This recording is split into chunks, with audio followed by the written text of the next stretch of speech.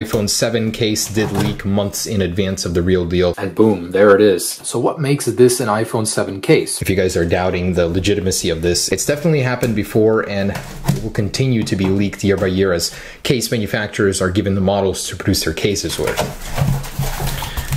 All right, and here it is. So these guys are already selling iPhone 8 cases before they're even out, and just so you guys know, they have some pretty cool iPhone cases currently for the 7, 6, and below. So I'll leave links to that down below in the description, but it looks like these are for the 7 Plus. All right, so here it is.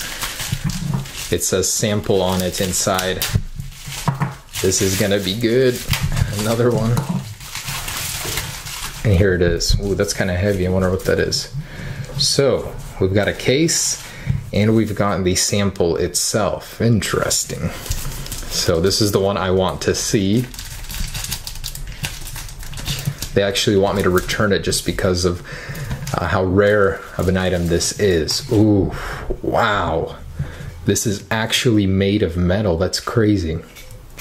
Look at that. You got your full display. So this one doesn't account for the cutouts up top, but it does have the buttons on the sides.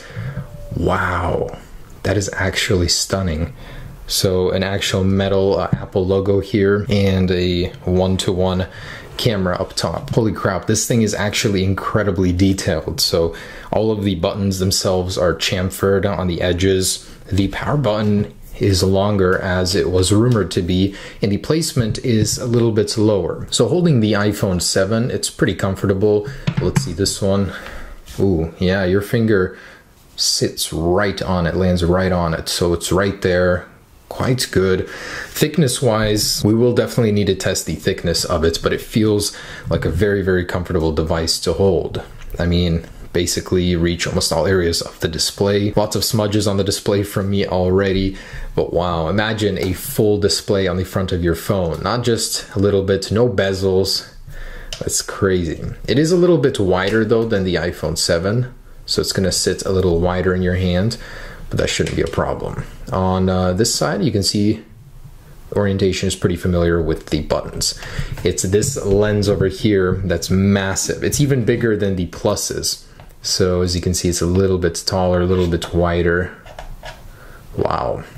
And the flash sits right in the middle. I'm very curious about how the flash will actually impact the photos. I really hope not negatively. I'm sure Apple will figure that out, but they put the microphone right in there because this will be a glass back on the iPhone, and to put another hole into it for a microphone would not be good for the durability. So I'm sure that's why they placed it into the lens up there. The Apple logo mounted a little bit lower now. But cool. It feels amazing. It's got a nice heft to it. So this is actually a metal and glass model. I cannot believe they actually shipped me one with this high of quality materials. That looks really cool. So let's go ahead and take a look at the case.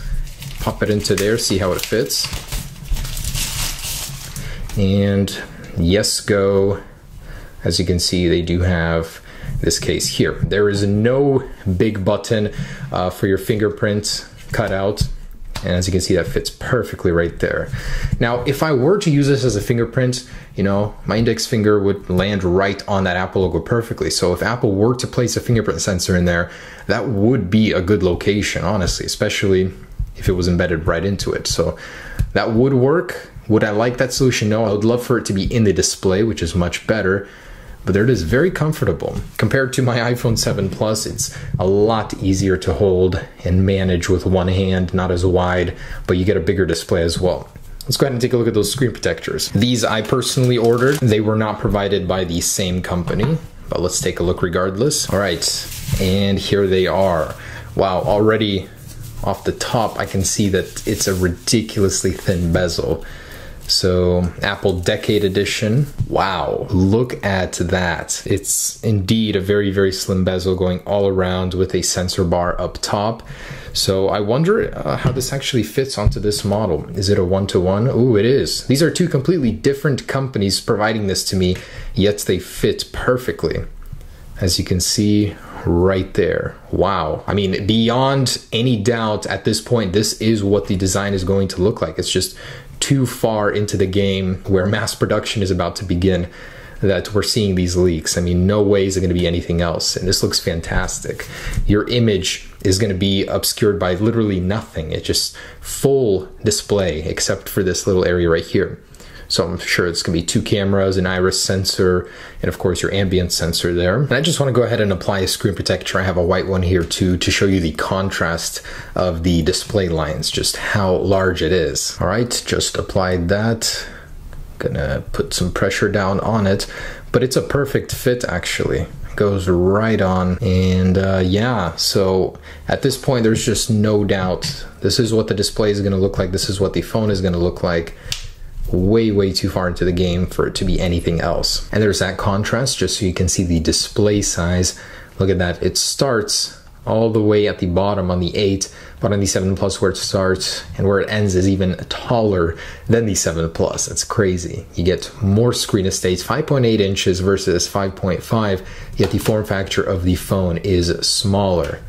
Of course, the cameras are now rotated essentially, but I gotta say it looks good. It's definitely growing on me. After holding it in my hand, it's something I could definitely live with. Comfort-wise, it improves upon the iPhone 7 Plus in every single way. Even the power button is more accessible, a little bit easier to press, which is nice. On the bottom, same ports, same speakers, essentially, lightning port. No headphone jack anywhere to be found, unfortunately, for the people that thought it might come back.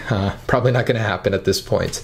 But there it is, guys. All right, the last thing I wanted to do is measure how thick this thing is compared to the current iPhones. So we've got I'd say 7.09 millimeters on the 7.24. So just a little bit thicker there, but it's going to get that massive L-shaped battery inside and the logic board that's stacked now. So Apple is making really good use of the internal structure of the phone.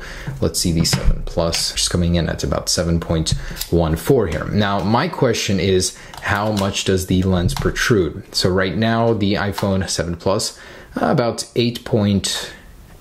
Oh, less now. Huh, 8.72. So it might protrude less than this guy. Let's see what the wobble is on the table. So with the iPhone, you got quite a bit of travel there. Let's see this guy. Oh, it's even worse because it's a smaller shell. It's even more unbalanced.